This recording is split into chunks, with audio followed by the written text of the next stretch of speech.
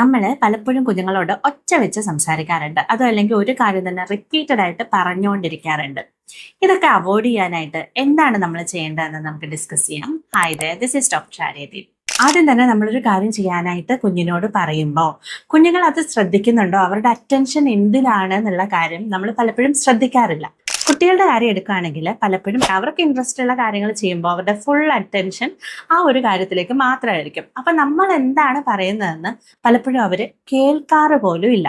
അപ്പൊ ഈ ഒരു സമയത്ത് നമ്മൾ ചെയ്യേണ്ടത് എന്താണെന്ന് വെച്ച് കഴിഞ്ഞാൽ ആദ്യം അവരുടെ അടുത്തേക്ക് ചെല്ലുക. എന്നിട്ട് അവരുടെ ലെവലിലേക്കൊന്ന് ഇറങ്ങി മുട്ടുകുത്തിയിരിക്കുകയോ, അവരുടെ ലെവലിൽ, അവരുടെ കണ്ണിന്റെ ലെവല് നമ്മുടെ കണ്ണിന്റെ ലെവലിലേക്ക് ആകുന്ന പോലെ നമ്മൾ ഇരിക്കുമ്പോൾ അവർക്കത് വളരെ കംഫർട്ടബിൾ ആയിട്ടുള്ള ഒരു സിറ്റുവേഷനാണ് ക്രിയേറ്റ് ചെയ്യുന്നത്.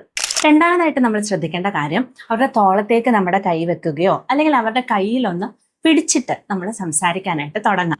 ഇതിലൂടെയൊക്കെ നമ്മൾ ചെയ്യുന്നത് അവരുടെ 3 സെൻസസ് നമ്മളിലേക്ക് കൊണ്ടുവരിക എന്നുള്ളതാണ്. അതായത് അവർ നമ്മളെ കാണുന്നുണ്ട്, നമ്മൾ അവരെ തൊട്ടിട്ടുണ്ട്, അതിന്റെ കൂടെ തന്നെ നമ്മൾ സംസാരിക്കുന്ന സൗണ്ട് ഇപ്പൊ അവരിലേക്ക് ക്ലിയർ ആയിട്ട് എത്തുന്നു എന്നുള്ളതാണ് ഇതിന്റെ പ്രത്യേകത.